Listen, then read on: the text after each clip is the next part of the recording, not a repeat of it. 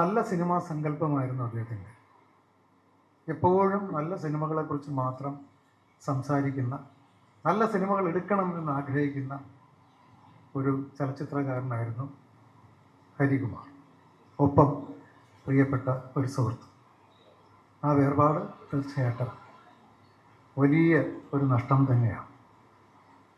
സംഗീത് ശിവനും ആയിട്ട് നേരിട്ട് വലിയ പരിചയമില്ല, പക്ഷേ അദ്ദേഹത്തിൻ്റെ സിനിമകളിൽ കൂടി അദ്ദേഹത്തെ സ്നേഹിക്കുന്ന ഒരാളാണ്. നേരത്തെ ഹസൻ സാറ് പറഞ്ഞതുപോലെ അദ്ദേഹത്തിൻ്റെ പല സിനിമകൾക്കും പ്രത്യേകത ഉള്ളതാണ്. സിനിമ പറയുന്ന രീതി, ഒരു പുതിയ ചലച്ചിത്ര ഭാഷ സ്വന്തമായിട്ടുള്ള ഒരാൾ കൂടിയാണ് സംഗീത് ശിവൻ. അതും ഇതുപോലെ ചലച്ചിത്ര ലോകത്തിന് തീരാ നഷ്ടം തന്നെയാണ്. കനകലതയെ പരിചയപ്പെടുന്നത് 1984 എൻ്റെ ആഗ്രഹം എന്ന് പറയുന്ന സിനിമ തിരുവനന്തപുരത്ത് ഷൂട്ടിംഗ് നടക്കുമ്പോൾ അതിലൊരു വേഷം ചെയ്യിപ്പിക്കാൻ വേണ്ടി പല ആൾക്കാരെയും വിളിക്കാൻ പറഞ്ഞിരുന്നു.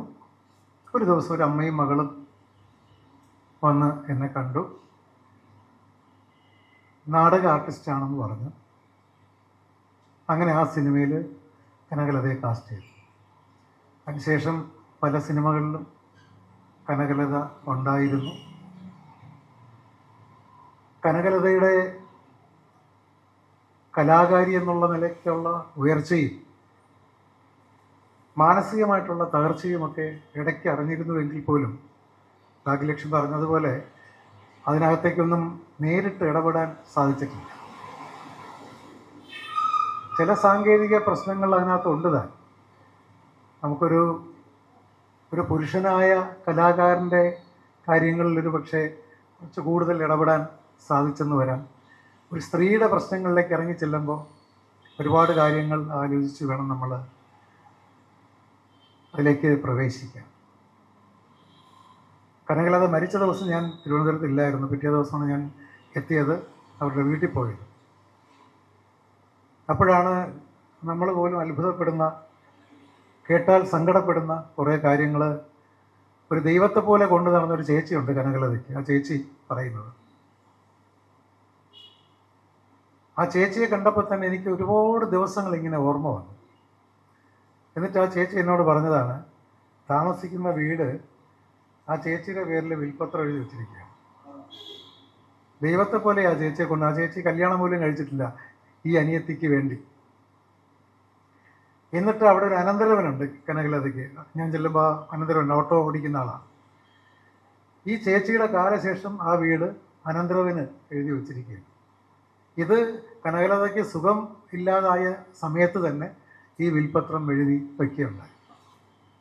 അത്ര നന്മയുള്ളൊരു മനസ്സ് ഒരു കലാകാരി എന്നുള്ള നിലയ്ക്ക് കനകലതയ്ക്ക് ഉണ്ടായിരുന്നു എന്നുള്ളതാണ്. എന്നിട്ടും ദൈവം എവിടെയൊക്കെയോ കനകലതയെ ചെറുതായിട്ടല്ല അല്ലേ ഭാഗ്യം, അല്പം ക്രൂരമായി തന്നെ വേദനിപ്പിച്ചു വിട്ടു എന്ന് പറയാം. ഇതൊക്കെയാണ് നമ്മൾ ഇന്നിവിടെ പങ്കുവയ്ക്കാൻ, മനസ്സ് തുറന്ന് സംസാരിക്കാൻ എല്ലാവരും ആഗ്രഹിച്ച കാര്യങ്ങൾ.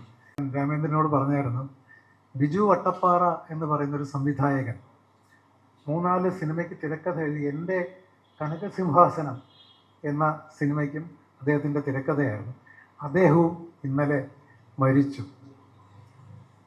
മൂവാറ്റുപുഴ വെച്ച മറ്റാണ് സംഭവിച്ചത്. കൃത്യമായിട്ടും എന്താണ് അസുഖം എന്ന് ഹാർട്ട് അറ്റാക്ക്. അപ്പം ഞാൻ രാമേന്ദ്രനോട് പറഞ്ഞു, കാരണം ഈ രാമേന്ദ്രൻ എപ്പോഴും എങ്ങനെയെന്ന് പറഞ്ഞാൽ, അല്ലെങ്കിൽ വയലാർ സാംസ്കാരിക വേദി എപ്പോഴും എങ്ങനെയെന്ന് പറഞ്ഞാൽ, വളരെ പ്രധാനപ്പെട്ടതെന്ന് തോന്നിക്കുന്നത് അല്ലാത്തതും എന്നാൽ വളരെ പ്രധാനപ്പെട്ടതും എടുത്ത് കൈകാര്യം ചെയ്യുന്ന ഒരു വലിയ പ്രസ്ഥാനമാണ്. രാമേന്ദ്രൻ ഫോണിൽ വിളിച്ചിട്ട് ഈ എന്താ പറയുക, യാചിക്കലൊന്നുമില്ല.